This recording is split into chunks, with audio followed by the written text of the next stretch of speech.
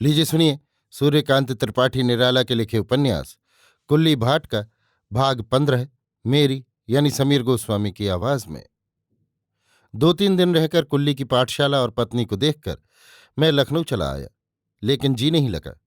कोई शक्ति मुझे दलमऊ की तरफ खींच रही थी। वहां की श्यामल सजल प्रकृति, निर्मल गंगा, सुंदर घाट, दिगंत विस्तार रह रहकर याद आने लगा। सबसे अधिक आकर्षण कुल्ली का एक जैसे पारलौकिक स्नेह मौन आमंत्रण दे रहा था। तुम आओ, तुम आओ। इसी समय याद आया, बहुत दिनों से दलमऊ की कतकी नहीं नहाई, इस बार चलकर नहाए। इस तरह 3 ही 4 महीने के अंदर फिर दलमऊ गया। गंगा तट की शारद प्रकृति बड़ी सुहावनी मालूम दी। सघन वृक्षावली में एक पुरानी स्मृति जैसी लिपटी हो। प्रकृति जैसे वर्षा से नहाकर निखर गई है। चारों ओर उज्ज्वलता। कुल्ली के लिए ऐसा ही उज्ज्वल समय आ गया है, सोचकर मन हर्ष से भर गया। मैं इक्के पर चला जा रहा था। पहले दिन की याद आई जब कुल्ली मिले थे। वो अदालती फैशन का बिगड़ा कुल्ली आदर्श आदमी बन गया था। इक्का ससुराल के सामने रास्ते पर रुका। आदमी आया, सामान उतार ले गया। सासू जी फाटक के सामने खड़ी हुई। इक्के वाले को पैसे दिला दिए। उतरकर मैंने उनके चरण छुए। भीतर गया। सलह साहबा तिदरे के सामने आकर खड़ी हुई। ये स्वागत था। कलश उनके प्राकृतिक थे। साक्षात प्रकृति को मन में नमस्कार किया। त्रुटियां बहुत होती हैं, लेकिन इनकी कृपा के बिना पर्दा पार करना दुसाध्य है। बहुत पहले से जानता था। भविष्य की भगवान जाने। साले साहब भीतर थे, बाहर निकले। कहा, जीजा कुल्ली सख्त बीमार है, आप बड़े मौके से आए, मुलाकात हो जाएगी। डॉक्टर साहब कहते थे अब नहीं बचेंगे। कम से कम हमारे मान की बात नहीं रही, क्योंकि यहां वैसे अस्त्र नहीं है, न वैसी दवा है। रायबरेली ले जाएं, वहां बचना हुआ बच जाएंगे। कल जाइए देख आइए। मैंने पूछा, क्या हुआ है? हुआ क्या है? उन्होंने मुंह बिगाड़ कर कहा, गर्मी पहले थी, इधर दौड़े, बहुत कुंवार की धूप सिर से उतरी, फाके किए बीमार हो गए। लेकिन जीजा, यहां कोई गांव नहीं जहां कुल्ली ने कांग्रेस के मेंबर नहीं बनाए।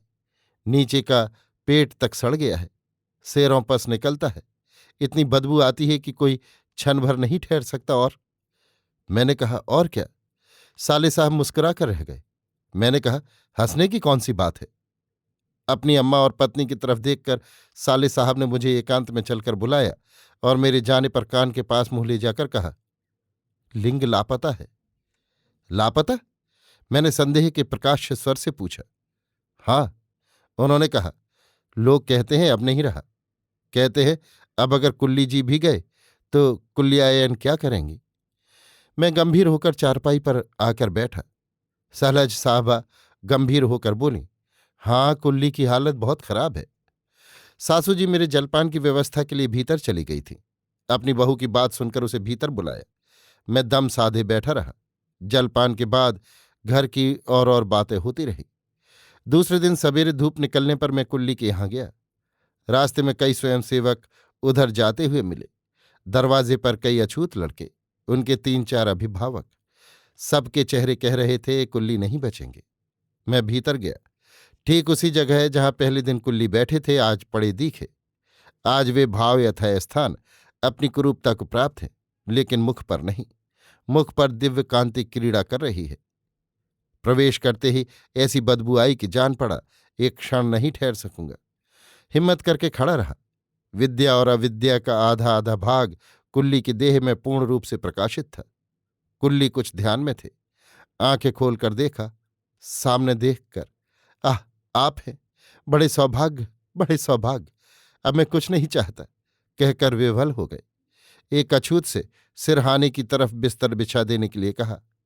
मुझसे कहा, ये हाल है, बड़ी बदबू मिलती होगी, लेकिन इधर न मिलेगी। दिल के ऊपर मैं नहीं चढ़ने दे रहा। मुझे इसका रूप देख पड़ता है।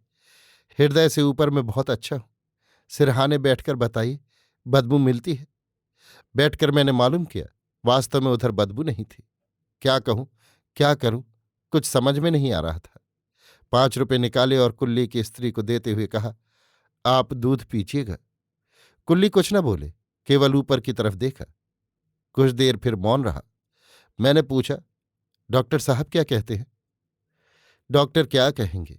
अब कहने की बात नहीं रही। ईश्वर की इच्छा। कुल्ली ने आंखें मूंद ली। कुछ देर तक मैं बैठा रहा, फिर बाहर निकला। कुल्ली की स्त्री रोने लगी। कहा, रायबरेली ले जाने के लिए कहते हैं। खर्चा यही 5 रुपया है। डोली में आएंगे नहीं। लारी कोई आएगी, यहां खाली होगी तो उसमें ले जाऊंगी। लेकिन फिर वहां क्या होगा? वहां भी खर्चा। कहकर रोने लगी। मैंने कहा, आप इन्हें ले जाइए। मैं कुछ रुपए चंदा करके रायबरेली आता हूं। आगे ईश्वर मालिक है। आश्वस्त होकर कुल्ली की स्त्री देखती रही। मैं धीरे धीरे बाहर चला। घर में दूसरे दिन मालूम किया, कुल्ली की स्त्री एक लारी पर कुल्ली को लेकर रायबरेली गई है। उत्तरदायित्व बढ़ गया। दलमऊ के स्वयं सेवकों को लेकर कांग्रेस कमेटी के दफ्तर गया। वहां प्रेसिडेंट साहब अपना पक्का मकान बनवा रहे थे। उन्हीं के अधबने मकान के एक कमरे में कांग्रेस कमेटी का दफ्तर है। स्वयं सेवकों ने मेरा परिचय दिया। कुल्ली का काम वो देख चुके थे। रुपए की बात मैंने कही तो बोले, कांग्रेस का ये नियम नहीं। वो आपसे रुपए ले सकती है पर दे नहीं सकती। ये मैं जानता हूं, पर जिसे योग्य समझती है उसे इतना देती है कि दूसरों को पता नहीं चलता। बोले, आपका मतलब?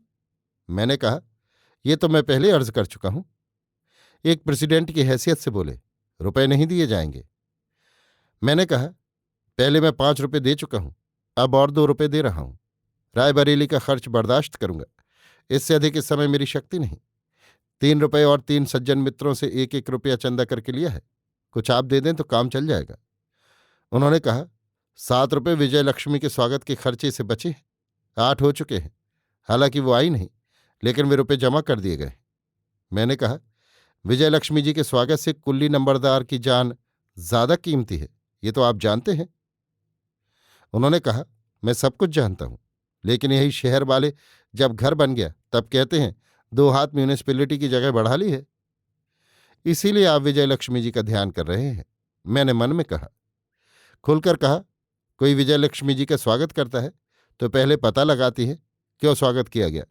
अगर कारण कोई उन्हें पायेदार मालूम हुआ तो उसके पाय उखाड़कर तब दम लेती हैं। मैं तो लखनऊ में रहता हूं, रोज देखता सुनता हूं। साक्षात विजय लक्ष्मी है। हाथ जोड़कर मैंने प्रणाम किया। कभी किसी से नहीं मिलती, इसीलिए देश में क्या संसार में उनकी जोड़ नहीं। लेकिन उन्हें मालूम हो जाए कि किसी ने कांग्रेस के किसी कार्यकर्ता के पीछे एक रकम फूंक दी है तो फिर उनसे जो चाहे करवा ले। लाला मुंह फैलाए सुनते रहे। पूछा, आपसे मिलती हैं? मैंने कहा, नहीं, किसी से नहीं, लेकिन काम की बात होती है तो इनकार भी नहीं करती। फिर मैंने नमस्कार किया। साक्षात देवी। लाला ने कहा, तो वे 7 रुपए हैं, ले जाइए। हाँ, मैंने कहा, दीजिए, बड़ी देर हो गई। लाला जी से रुपए लेकर मैंने रायबरेली जाने की तैयारी की। कुल्ली के एक मुसलमान मित्र भी स्टेशन पर मिले, वहीं जा रहे थे। रायबरेली पहुंचने पर सिविल सर्जन से मालूम हुआ पहले से दशा सुधार पर है, क्योंकि पहले चिल्लाते थे अब चुप रहते हैं। कुल्ली को देखने पर उल्टा फल मालूम दिया। शक्ति बिल्कुल क्षीण हो गई है। ऑपरेशन के बाद से चित्त ऊबता जा रहा है। कुल्ली ने यहां भी कहा, डॉक्टरों को कुछ नहीं आता। मैं कहता हूं ढांढस न दीजिए, मैं चंद घंटों का मेहमान हूं।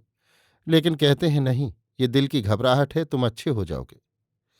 मैं देखता था कुल्ली की वाणी में, मुख पर, दृष्टि में कोई दोष नहीं। उसकी कोई उपमा भी नहीं दी जा सकती। इसी समय सर्जन साहब भी देखने आए। कुल्ली ने कहा, बाबूजी, मैं बचूंगा नहीं। लोगों को अब मेरे ही पास रहने दीजिए। उन्हें फल और दवा के लिए दौड़ाए नहीं।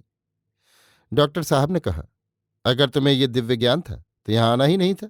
जब आए हो तब जैसा हम कहते हैं करो। पहले तुम्हारा गला सोने पर घरघराता था, अब बंद हो गया है। कुल्ली ने कहा, बाबूजी, मेरा गला नहीं घरघराता था, नाक बोलती थी। अब कमजोर हो गया हूं, नहीं बोलती। चुप रहो, डॉक्टर साहब ने कहा। नाक बजना और गला घरघराना एक बात नहीं। हम खुद देख सुन चुके हैं, बोलो मत। डॉक्टर साहब दूसरे रोगी की तरफ चले गए। कुल्ली सीधी सरल दृष्टि से उन्हें देखते रहे। दलमऊ में मैंने सुना था, जब से कुल्ली की हालत और संगीन हुई तब से उनकी स्त्री के यहां एक क्षण पैर नहीं जमते। रायबरेली भर में भागी फिरती हैं। मैंने बात साफ कर लेने के लिए पूछा, क्या दुख से? उत्तर बहुत शोभित नहीं मिला, लेकिन जब मैं गया दुर्भाग्यवश वो वहां नहीं थी। रुपए लिए खड़ा रहा। वो सुनी बात रह रहकर याद आती रही। अंत में जब धैर्य जाता रहा तब मैंने कहा, आपकी श्रीमती जी नहीं है, कुछ रुपए लाया हूं। कुल्ली ने साथ गए मुसलमान सज्जन की ओर इशारा करके कहा, इन्हें दे दीजिए। वो बेचारी तो इस उस काम से दिन भर मारी मारी फिरती है।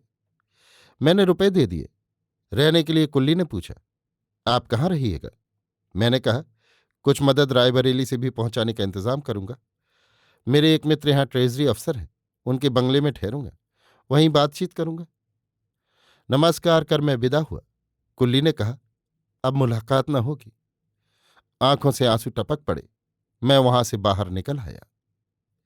अभी आप सुन रहे थे सूर्यकांत त्रिपाठी निराला के लिखे उपन्यास कुल्ली भाट का भाग 15, मेरी यानी समीर गोस्वामी की आवाज में।